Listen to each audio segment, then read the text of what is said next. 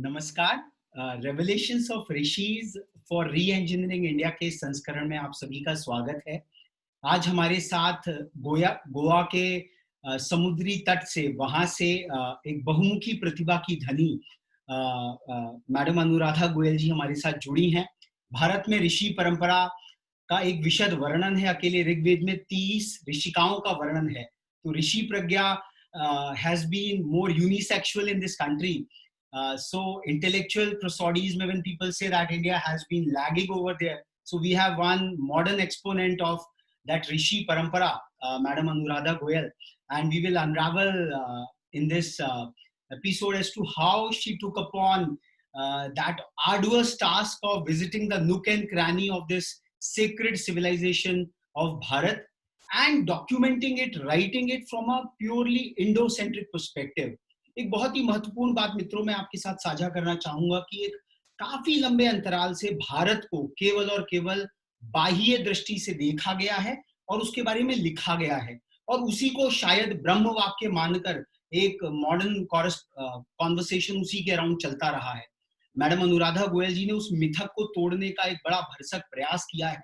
उनकी लेखनी से अगर आप देखेंगे तो वो ऐसे मणि माणिक्य निकलेंगे कि एक भारतीय जब भारत को देखता है तो आप इन डिटेल्स नामक ट्रैवल ब्लॉग की संस्थापिका हैं and beautifully this travel blog says that it is a travel blog from India. तो भारतीय चित्त मानस और काल की अभिव्यंजना इस ट्रैवल ब्लॉग के माध्यम से हुई है। अनुराधा जी आपका स्वागत है इस रेवलेशंस ऑफ ऋषिज फॉर री इंजीनियरिंग इंडिया के संस्करण में। मेरा पहला प्रश्न, बहुत बहुत धन्यवाद मुझे बुलाने के लिए। आपने मुझे एक बार पहले भी आमंत्रण दिया था लेकिन किसी कारणवश हमारा मिलना नहीं हो पाया, तो शायद यही माध्यम था जिससे हमें मिलना था। जी जी। तो मेरा पहला प्रश्न कि यह जो विशद यात्रा है, परिव्राजकों का यह देश रहा है, उन्होंने जा जाकर देश को जगाया है, समझा है। आपकी ये जो भारत भ्रमण की जो यात्रा है, how it all started, it would be quite interesting to know. देखिए, मेरा ऐसा मानना है कि हर कोई एक यात्री होता है। जो हमारी जगह नहीं है, जो हमारा टाइम एंड स्पेस नहीं है, उसको जानने की जिज्ञासा हम सब में रहती है। हम सब देखना चाहते हैं कि दूर दराज की चीजें कैसी दिखती हैं, कैसी होती हैं, वहाँ के लोग कैसे रहते हैं, क्या खाते हैं, क्या पीते हैं, क्या उनकी दिनचर्या क्या है। वो जिज्ञासा हर किसी में होती है, वो जिज्ञासा हम लेकर पैदा होते हैं। अब उस जिज्ञासा को कितना पाल पाते हैं उसमें बहुत सारे पैरामीटर्स आ जाते हैं। सबसे पहले तो आता है कि आप किस परिवार में जन्म लेते हैं। तो मैं अपनी दादी के साथ पली बढ़ी हूँ जो बहुत ट्रैवल करती थी और ट्रैवल करके आके वो वापस मुझे वो किस्से सुनाती थी।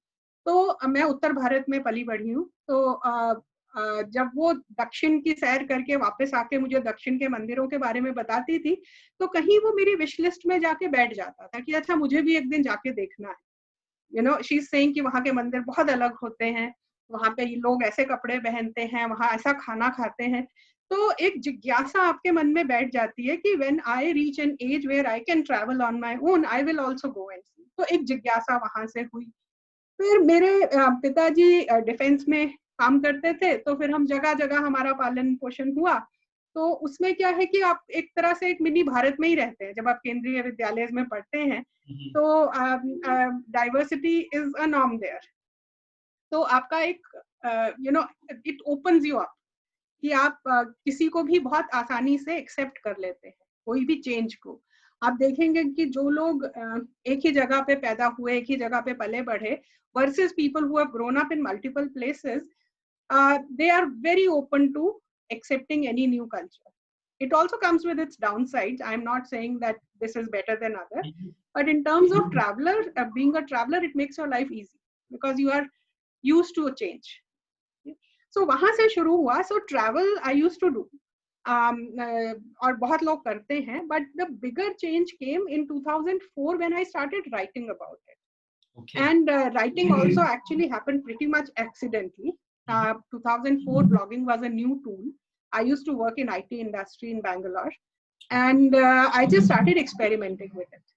I blog शुरू कर लिया, कुछ लिखना है, क्या लिखें? So I was traveling every weekend. I used to read books. So I used to write my reflections on the books I was reading, and I was writing the travel things that I was seeing. I was writing about the things I was seeing. And these were very initial days. I'm probably, my blog is probably the oldest living blog in India, or one of the oldest living travel blogs in India. So, शुरू के दिन थे, नई चीज थी, readers के लिए भी नई चीज थी. So a lot of people started giving me a lot of information. I would go and visit a place and they will give me 10 more places around that place to see. They would tell me about 10 more things. So it became a spiral. So I give a lot of credit to my readers who actually kept feeding me with a lot more curiosity. And they kept reading and consuming. And of course, it feels great when somebody reads your travelogue and then goes and visits that place and comes back and tells you that I could see this place because I read about it on your blog. So ये journey वहाँ से शुरू हुई, and it was purely a work of passion, of something that I enjoyed doing. I mean, there was no other reason to do it. But somewhere around 2012-13, the tourism industry woke up to bloggers. So tourism industry, hospitality brands, and the whole tourism economy started discovering value in us. So they started working with us. So we started getting invited for media trips. We started getting collaboration opportunities, which helped in the sense we could see a lot more, because travel can be expensive. So a lot of it, a lot of the destinations that I have seen have also come from the fact that a lot of tourism boards or hospitality brands or the tourism industry collaborated with us. So 2013-14 onwards, when there is a commercial interest that comes in, the whole industry is created. So 2013-14 onwards, you'll see a lot of people have started blogging as a profession. Okay. And I had a dilemma whether I should take the profession route or I should stay the passion route, because midway is a little difficult, but I choose to stay midway because I don't want to be away from the industry and say I have nothing to do with them, because ultimately it's the industry that takes care of the travelers. And I don't want to be a complete sellout that I will say anything that you want me to say just because you paid me. Yeah, so I take a middle path, and thankfully my my alternate careers and my careers before this helped me take that call. If a young blogger in their 20s, they're 100% dependent on this, maybe they can't take that call. So that's how it started, and that's how I started exploring India. But over the years, my way to look at India has changed. My drishti to look at India has changed. I started just like anybody else, that you start, you travel to entertain yourself. You travel to get a change. You travel to, just for fun, nothing more than that. But then that led to curiosity, that led to exploration. And now I almost travel like a researcher. So for example, I visited Ayodhya. I stayed in Ayodhya for a week or so to study Ayodhya. So I would study, let's say, Ayodhya Mahatmya of Skanda Puran, and whatever, I'll read Raghuvansham to see how these scriptures describe Ayodhya, then go and try and find all those locations. And it's very interesting that you actually end up finding most of what is mentioned. So it's somehow living. In what state and shape is a question, but it's there. So, and then I come back and write about that. So, and it's, and you then start exploring a lot of layers. So India, being such an ancient civilization, it has a lot of layers and a lot of angles that you can explore. So one visit, you explore one thing, next, and you have a longer list of things that you want to see next time that you come. So the kind of spiral and the cycle goes on and on and on. So अथतो ब्रह्म जिज्ञासा वाक्य है. So it all started दादी के संस्कार से प्रारंभ हुई ये यात्रा, और पिता के साथ आप पूरे भारतवर्ष में डिफेंस एस्टैब्लिशमेंट्स में you moved, and then your own curiosity and baseline, and it has emerged into such a giant tree. This is really astounding and lovely. आपने एक बड़ी सुंदर बात कही कि you evolved as a traveler. You started as a travel for entertainment or for fun, and then you graduated to more curiosity, and now an avid researcher, like, and multiple layers of travel you are making. we would like to ask, like, India has been documented for ages by Western travelers. Right. Jagat Guru एक हमारी बात रही है. India has been. So what is the difference? What the travelers have written in the ancient past and a Eurocentric view of vision, travel about India.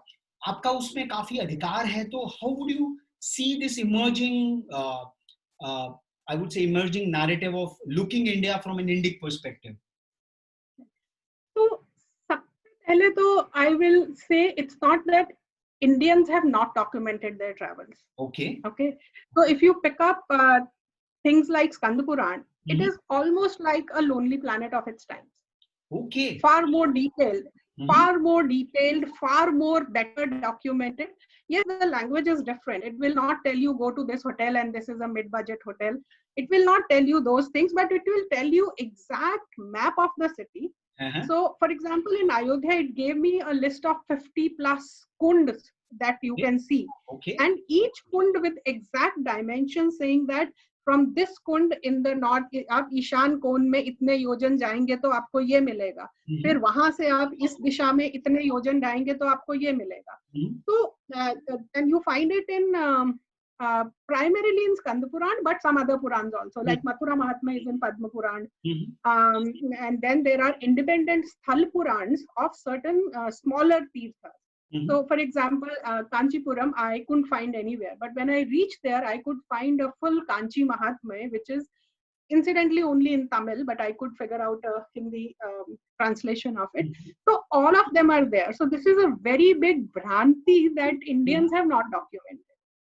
Okay, but having said that, Skand Puran, even if you take an average age of 2000 years, so it was done 2000 years ago. After that, it has not been done. 2000, 1500, whatever gap, timeline. Gap for sure. There has been quite a gap. Yes, there is a gap for sure. And then the Europeans started doing that. Now, so Europeans, I mean, in one way, we should be thankful to them that they wrote, because the medieval era documentation we would have lost had they not written about it. In fact, before that, actually, it's the Chinese travelers, Hyun Sang and Fa Hin, and some other travelers who have documented a whole lot of India. So Hyun Sang probably traveled all over India and wrote about it. And then in the medieval times also, a lot of our saints, so Guru Nanak Dev traveled all across. I mean, any damn place you visit, you hear two names consistently. One is Adi Shankaracharya and the second is Guru Nanak Dev. Okay, so these guys have traveled and their travels are documented. It's just that they are not as easily accessible or not easily accessible in a form that can be consumed by a common person or a common traveler. So ये बहुत बड़ी भ्रांति है कि हम नहीं लिखते थे. हम लिखते थे. आज हम उसको पढ़ते नहीं है. That is the truth. क्योंकि तीर्थाटन देशाटन की परंपरा तो काफी प्राचीन रही है. पर्यटन, as we say, a tourism industry के रूप में, this is a modern innovation and invention. Yes. So what I'm saying, Tirth Yatra has been a part of our life system. So there are defined points in your life when you are supposed to go for a tirtha. There are smaller tirthas which are around your region where you go, let's say once a month or once a week. Then there are annual things like you visit your Kul Devi. Then there are things you do after an event in your family. Let's say after a wedding, you visit your Kul Devta, or after a wedding, you visit a certain place. After a death in the family, you visit Haridwar, Banaras, with whatever is your family tradition. So we had this very well defined, and then after a certain age, after you fulfilled all your responsibilities, you go on a Tirth Yatra, which is like a free, independent travel. You travel at your own pace, at your own will, and you go and do whatever you want to do. But after you finished your responsibilities. So, ये परंपरा थी, और इसी परंपरा को support करने के लिए सारी डॉक्यूमेंटेशन है, जिसको हमें अभी बैठ के उसको डिसिफर करके we have to rewrite it in the 21st century version. So how do you see the extent of these efforts going on? You are one of that. I don't see any effort. In fact, last year I curated India's first Yatra conference, and we had about we did it in BHU Kashi with the Indic Academy. And we had about 45 papers presented. They are all there on InDetail's YouTube channel. And there are so many Sthala Puranas and so many stories came out, all of which can be great. I'm trying to see if tourism industry will respond to that and work with us on that. And I incidentally have a background of business innovation. So the first book that I had written was about business innovation, and that's something that I want to bring to the tourism industry. But incidentally, tourism industry is stuck in its own set parameters. So, and when they look at me, they only look at me as a blogger, which is like one of the million bloggers floating around in the world. So hopefully there will be a point when they'll discover me. So.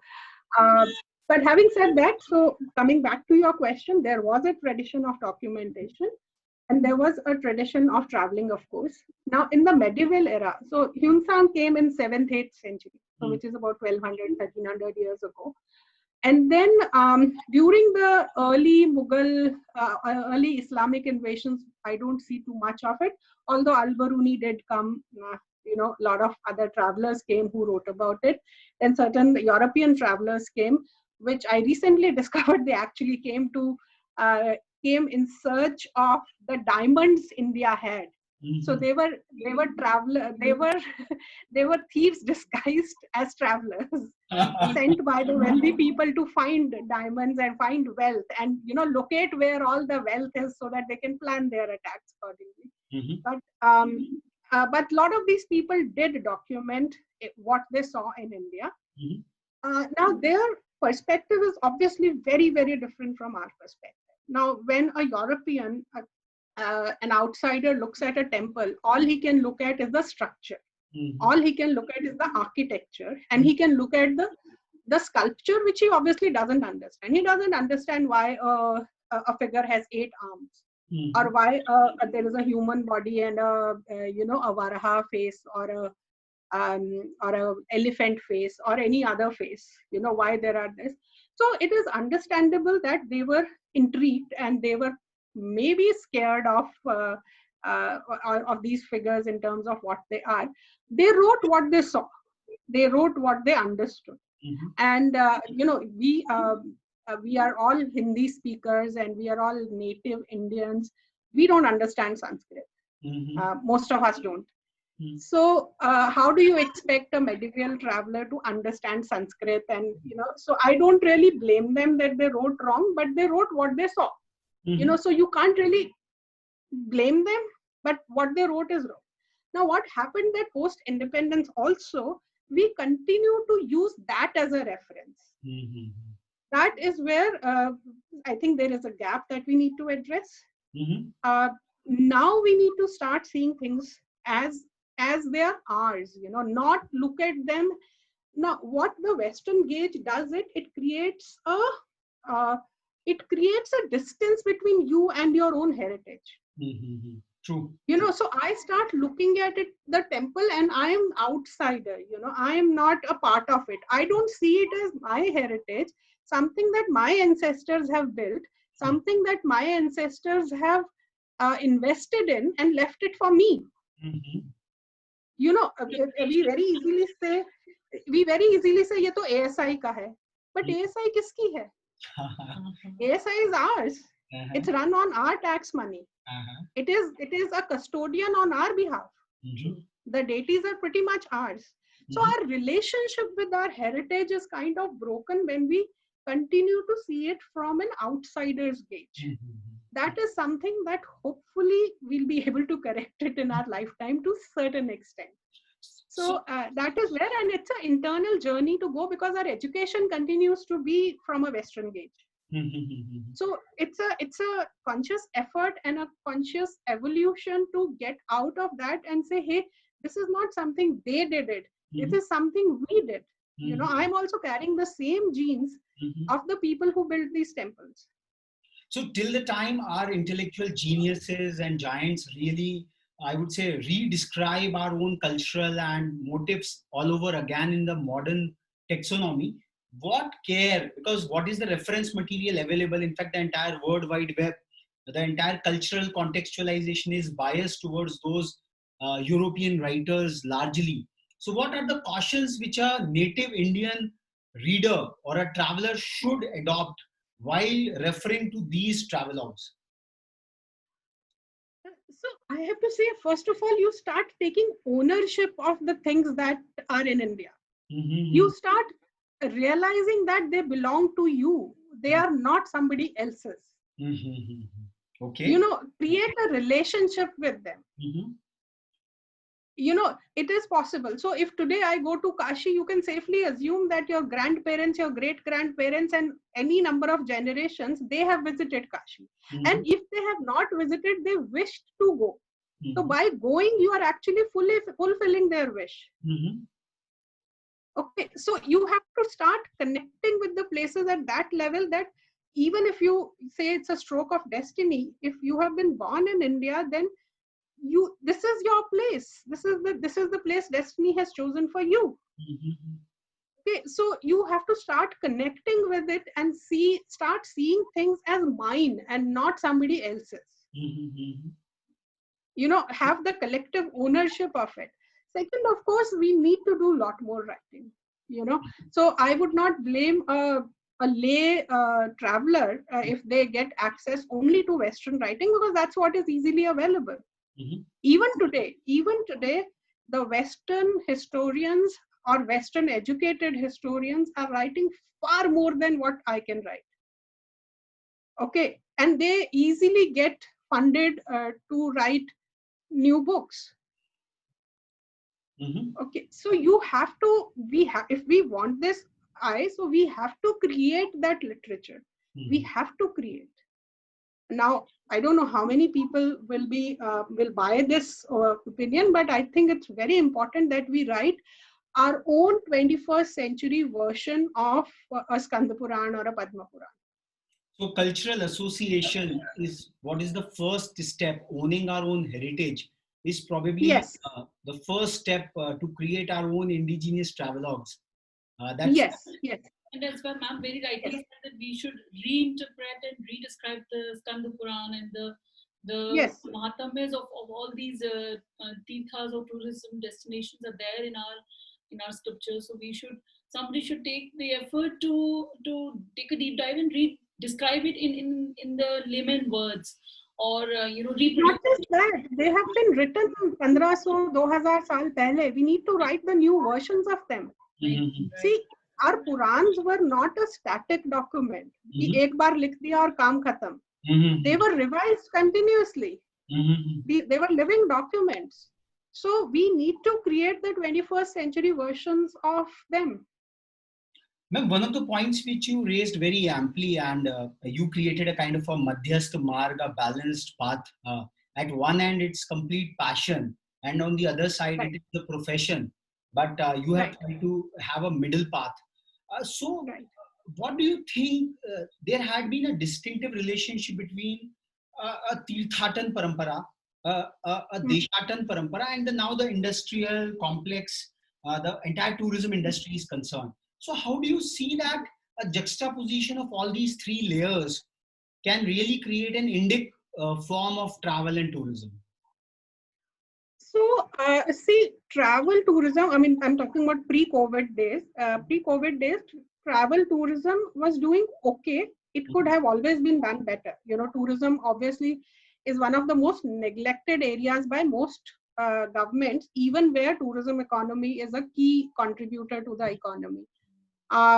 In fact, I've been talking at a lot of webinars on the impact of COVID on tourism, and I wrote an op-ed also on it, and I think this is a great time for the tourism industry to actually be innovative and be creative. This industry has been running like a government run program since 1950s with the same thing, you know, tour operators selling rooms and flights and bus tickets and train tickets. They have not really moved ahead.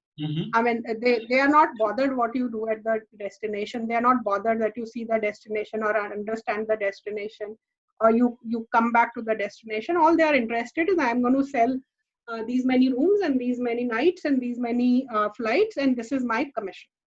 They are simply refusing to look beyond that. Okay? There have been innovations here and there, but nothing to the level at which it should be.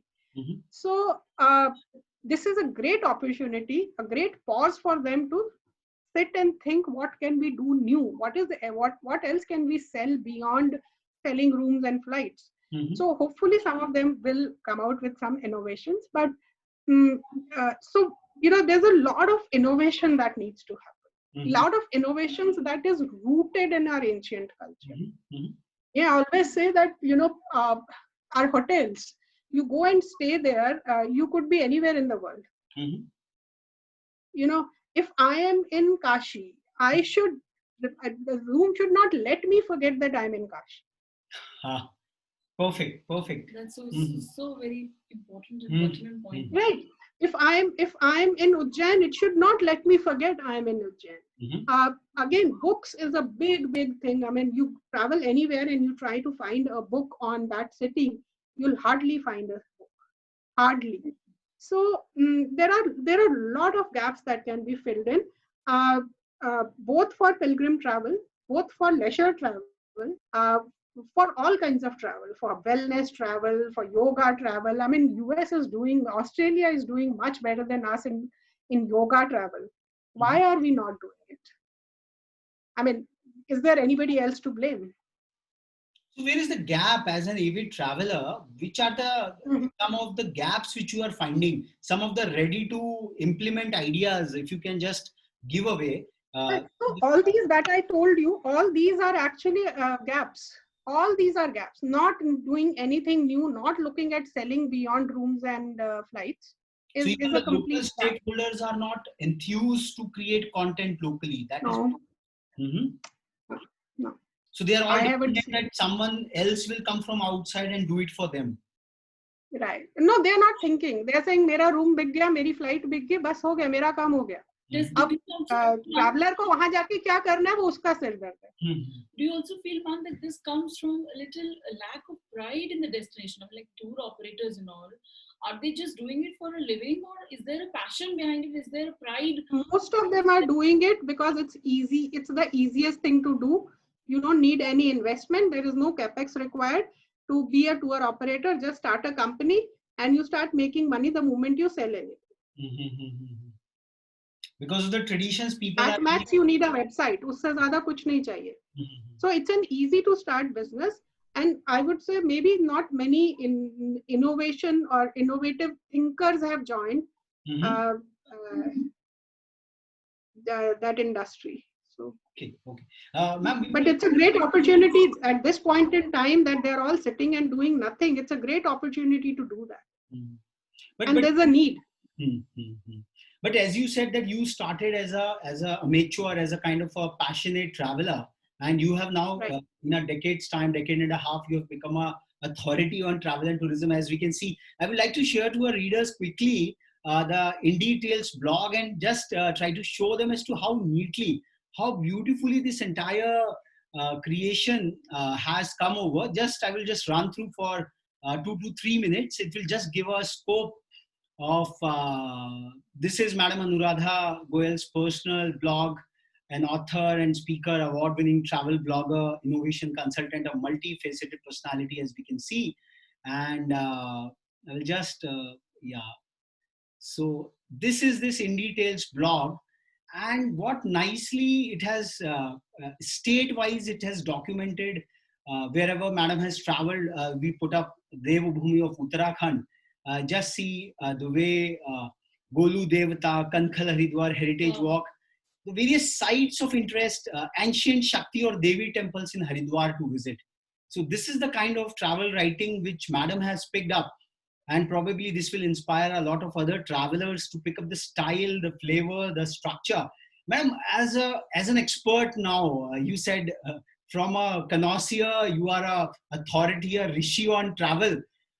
From an Indic perspective, what prescriptions you will give to really, because as you said, travel is an expensive thing. So what are some of the tips which you would like to give to these avid travelers to make the change, to really start writing, or how to explore? As you went to Ayodhya, you excavated more, you became a researcher.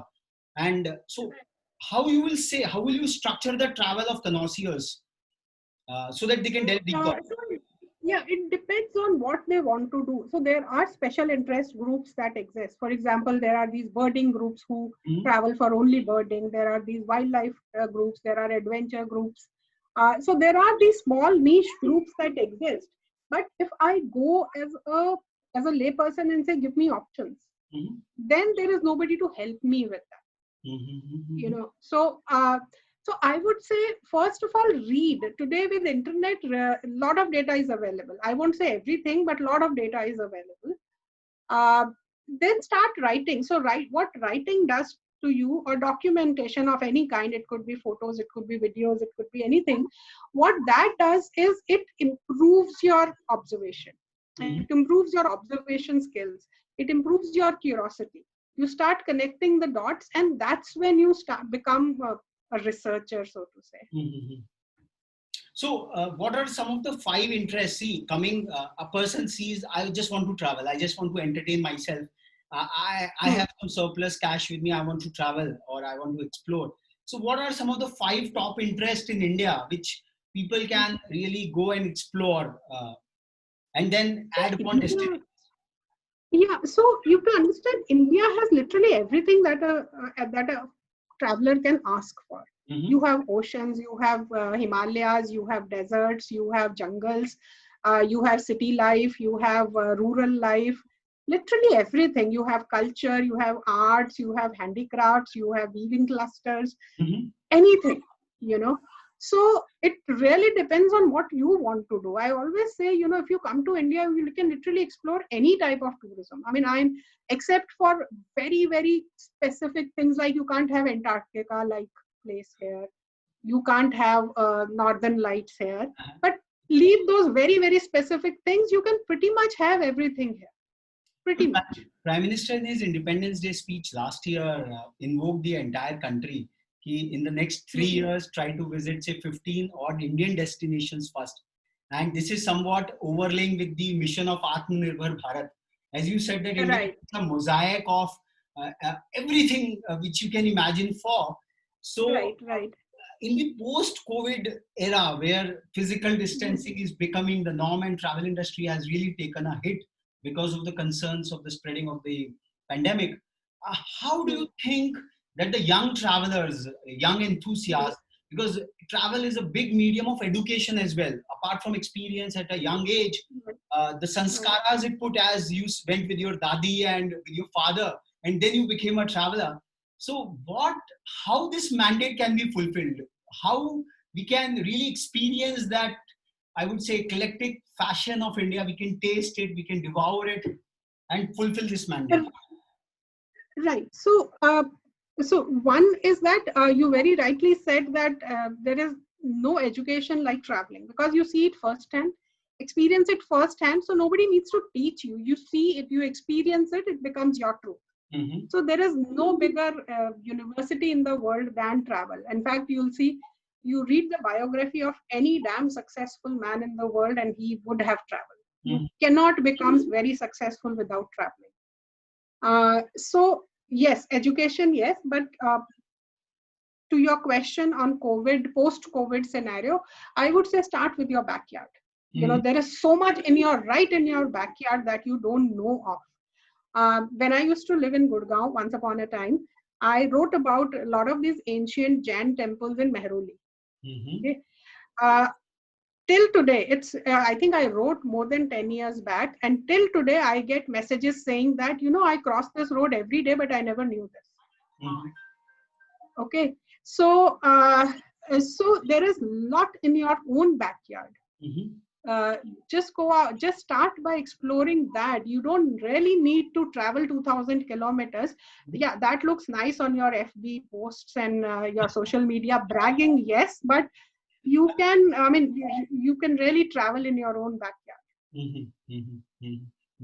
So ma'am, any tips for a basic travel diary? How to write, how to start expressing your own, I will say, travel experiences? Some quick tips for our young travelers from the backyard to start becoming a travel writer? So, I mean, it's as simple as that, right? Whatever you see, whatever you feel. Mm-hmm. What you see, what it makes you feel, just document that, and rest everything will evolve. I'm not a trained writer, my master's degree is in computer science, so I'm not a trained writer. So, but you learn it over a period of time. Lovely, lovely. So friends, here we had Madam Anuradha Goyal elucidating deeply as to how her journey as a traveler, as a travel blogger started, and how he balanced it out from starting as a passion and stopping more as a profession. Somewhat midway, she has kept a profile, and she is really evolving as an avid researcher, going to a one destination over and over again, excavating it further. And the beautiful tip which she has given to all of us is start from your backyard, because there are so many wonders which are still lying unexplored in our own backyard, because the travel industry probably has not really documented that across. So this is what probably is the next leap forward for tourism travel industry, for an Atmanirbhar Bharat. And friends, do log in to indetails.com. It's a wonderful repository, and maybe by reading those, I would say, travel tales, the indie tales that ma'am lovely says, and she has also put up a lot of international destinations. Now, that is quite lovely that the entire world is also being seen from an Indian traveler's perspective. So that is for a change. And so Fred, if you cannot travel overseas, just read these blogs from India, and probably the mandate of 22 or 15 odd destinations till 2022, what Prime Minister invoked us all, probably a virtual tour, we can fulfill that mandate in some fashion or the other. Thanks a lot, madam, for being with us, being with Thank you so much, Madhavji and Sanjayji, for having me. Thank you very much, ma'am.